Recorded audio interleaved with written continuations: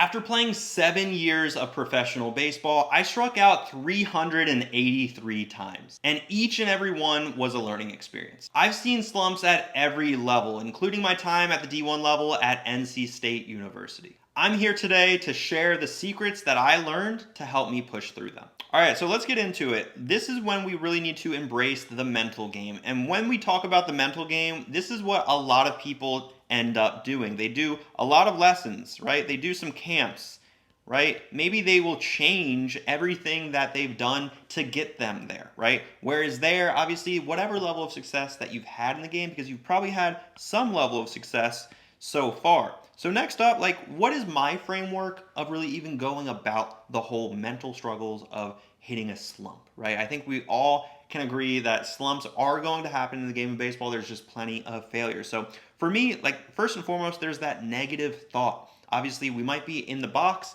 we might be ready to hit, and out of nowhere, we get that negative thought of, oh my goodness, we might fail.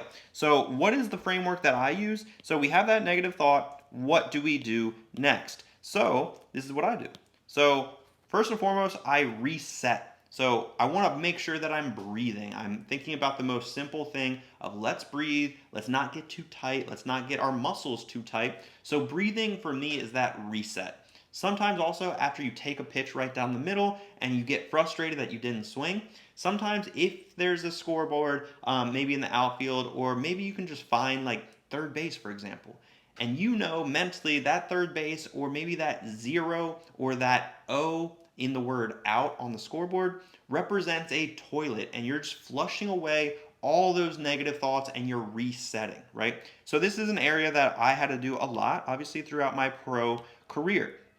Next up, we really want to detach ourselves from the end result. Why do we need to detach ourselves? Well, we've put in a lot of the work, we've prepared, we've developed, we're eating the right things, we're sleeping well, we're doing everything necessary. So if we square up a ball and hit it 120 miles an hour to the shortstop dives, makes a crazy play, and throws you out, did you do necessarily anything wrong? Not really, right? You did everything right, but the game of baseball does not necessarily reward you.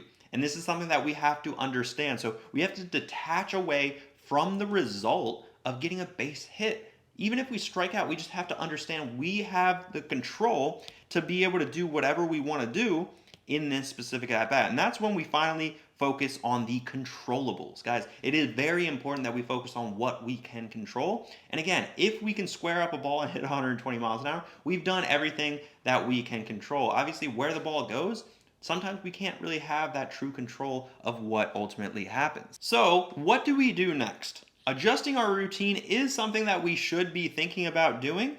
But before we change everything, let's talk about what exactly a slump is. So, for the high school baseball players out there probably playing 2 or maybe 3 games a week, a slump's really just like 4 games, guys. Do not try to tell me a slump is one bad game.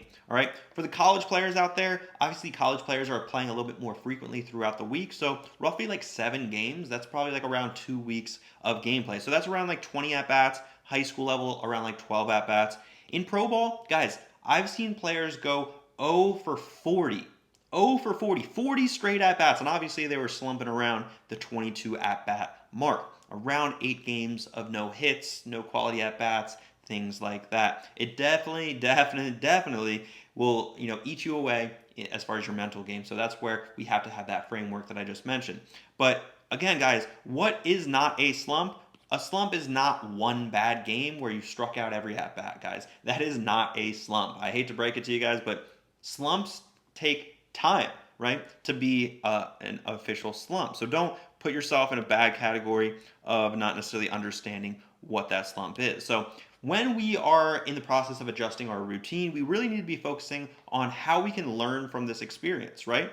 So a couple of things that we could do. We could watch some film. Obviously, watch how our bodies are moving, watch how our at-bats are going, watch our overall body awareness, our body language, because sometimes you'll see yourself in the middle of an at-bat just slump your shoulders, and that's obviously not a great look. It kind of shows that you're already defeated before it actually even happens. Study the game, guys. Obviously, if you understand the game to a deeper level, we'll have the ability to play this game for a very long time. So you want to understand the game. Also, Pitch sequences, guys. If you are being pitched a certain way, especially in high school and college, like you should know this, and you should also understand your strengths and weaknesses. Next up, you should be talking to your coaches, guys. If you don't talk to your coaches in the middle of a slump and you're trying to fix everything on your own, that is not going to be helpful whatsoever. You could also talk to me if you're inside the Mendoza Baseball Academy. And if you're not, no biggie. But this is something that I want to just mention. Also, real quick, you can go ahead and download my 27-page recruiting blueprint down below in the description. That's going to be the same exact recruiting strategy that I used to play in the D1 level at NC State University. So you don't have to use it, but it is the same strategy. So real quick, I want to hit on one of the most important things as far as when you talk through everything with a coach and how we can really collapse that time. So look at player one, right? So obviously player one, this is some success. This is like average, like we're playing average. And then this is when we're like absolutely a failure. We're going through a slump.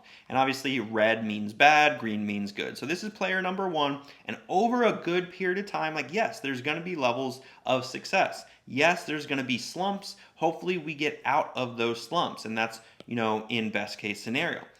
Player two is basically the same exact person that has had some level of success, right? We can see that level of success looks similar from here to here. The only difference, though, when that player two has some level of success, they understand a framework that maybe they do bad, but out of nowhere, they basically snap right back into it, and then they're back into the success curve, right? Maybe they have a little bit of success, and then they go back down, right? And ultimately, what we are doing is giving ourselves more opportunities to be in the green. So as you can tell, like this whole area, this whole area, this whole area, we're having 3 times the more success than just right here because we were able to really capitalize that time of when we were in a slump and how quickly we can break out of it. So this is a huge component of really understanding the difference of what player one and player two were doing. So the only difference, guys, the only difference between player one and player two is player two used a mentor to collapse that time, to understand what we needed to work on at any given time. And obviously, there's certain levels of failures where it's strictly mental, and talking through it from an experienced coach can be 100% helpful. So the only thing that player two did differently between player one is just collapse the time of the failure to make sure that they were more even keel. They were more like the thermostat in your house, not necessarily like the weather. The weather is going to go up and down. If we have the success in the game that we're looking for, we ultimately want to collapse that time. If you're feeling stuck or simply you just want to collapse that time together, don't do it alone. If you want that personalized guidance, not only in the development, but also in the recruiting guidance, book a call with me today.